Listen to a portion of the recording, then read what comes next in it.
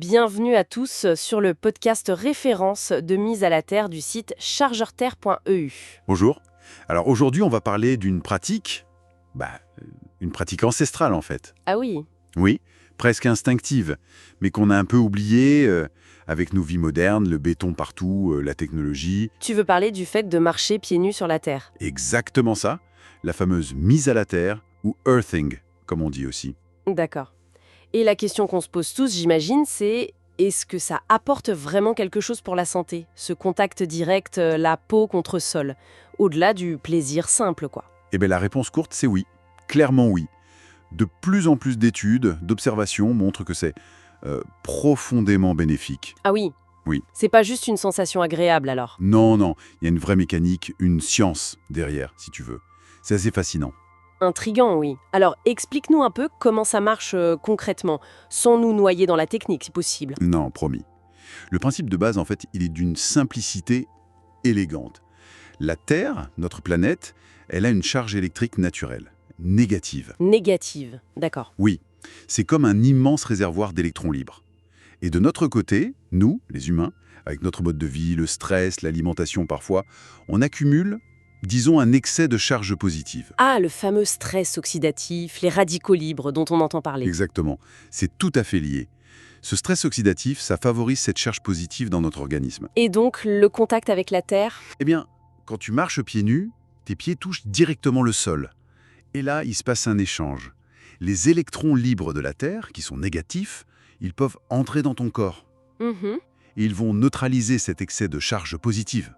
C'est un rééquilibrage électrique, tout simplement. Naturel. D'accord, je vois. C'est un peu comme si on se branchait à la Terre pour se décharger, en quelque sorte, évacuer le trop-plein d'électricité statique ou autre. C'est une excellente image, oui. C'est un peu ça. On se reconnecte au potentiel électrique naturel de la Terre. Et ce retour à l'équilibre, ça a des effets bien réels sur le corps. Et quels sont ces effets alors, les bénéfices principaux qu'on observe? Alors, ils sont assez variés et plutôt impressionnants. Le plus cité, c'est la réduction de l'inflammation. L'inflammation chronique surtout? Oui, précisément. Celle qui est un peu la source de beaucoup de nos maladies modernes. Mais il y a aussi une amélioration souvent nette de la qualité du sommeil. Ça, c'est intéressant. Oui. Et puis, une réduction du stress, de l'anxiété, et même une amélioration de la circulation sanguine, une meilleure fluidité du sang. Ah oui, quand même. Tout ça juste en marchant pieds nus. C'est la méthode la plus simple, la plus directe et franchement la plus efficace. Marcher dans son jardin, sur l'herbe, dans un parc, sur le sable à la plage, C'est l'accessible, quoi. tout à fait.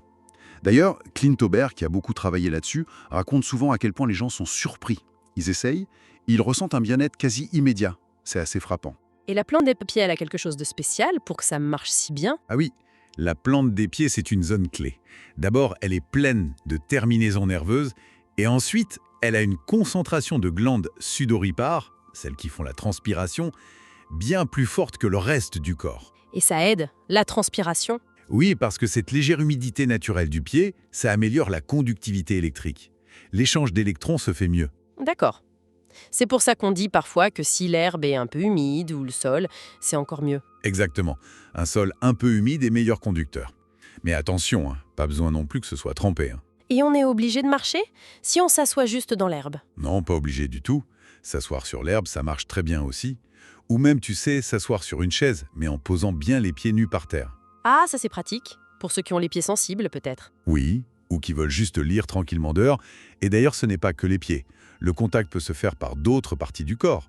Les mains, les avant-bras, si tu t'allonges dans l'herbe. Tout contact direct de la peau avec la terre fonctionne, en gros. Voilà. Le corps entier peut bénéficier de cet échange. Et une durée recommandée? Combien de temps il faut pour que ça fasse effet? L'idéal, ce serait viser 30 à 40 minutes par jour. Là, on commence vraiment à ressentir des effets plus profonds. Une bonne demi-heure. D'accord. Mais honnêtement, même des sessions plus courtes, 10, 15 minutes, c'est déjà bénéfique. C'est mieux que rien du tout. Bien sûr. Mais alors, question pratique, comment on fait l'hiver? Ou si on habite en ville, en appartement, sans accès facile à un bout de terre? Très bonne question. C'est là qu'interviennent les alternatives intérieures. Il existe maintenant des produits spécifiques. Des produits. Oui, des sortes de tapis de sol, des draps ou surmatelas, même des patchs qu'on colle sur la peau, qui sont conducteurs et qu'on relie à la prise de terre de la maison. Ah, d'accord, ça recrée le contact électriquement. C'est l'idée, oui. On trouve pas mal d'infos là-dessus sur des sites spécialisés d'ailleurs, comme chargeurterre.eu par exemple. Ils expliquent bien tout ça. Et il y a même des chaussures spéciales, j'ai cru comprendre. Oui, des chaussures dites de earthing ou de mise à la terre, qui sont conçues avec une semelle conductrice pour maintenir ce lien avec le sol, même quand on marche chaussée. Donc l'idée générale, c'est vraiment de retrouver ce lien physique, ce contact électrique fondamental avec la planète, que ce soit direct ou via une aide technique. C'est exactement ça. Prendre conscience qu'on est des êtres bioélectriques et que la Terre est une source d'énergie immense, gratuite, illimitée, qui peut nous aider à nous stabiliser. Une énergie d'équilibre en quelque sorte. Voilà. Se reconnecter régulièrement, ça peut vraiment faire une différence pour notre bien-être général, notre vitalité, notre harmonie avec la nature, tout simplement. C'est une pratique finalement très simple, à la portée de tous, et qui nous ramène à l'essentiel. Et peut-être au fond, un rappel utile que les solutions les plus fondamentales sont parfois juste là, sous nos pieds, non. Surtout dans notre monde si déconnecté de la nature.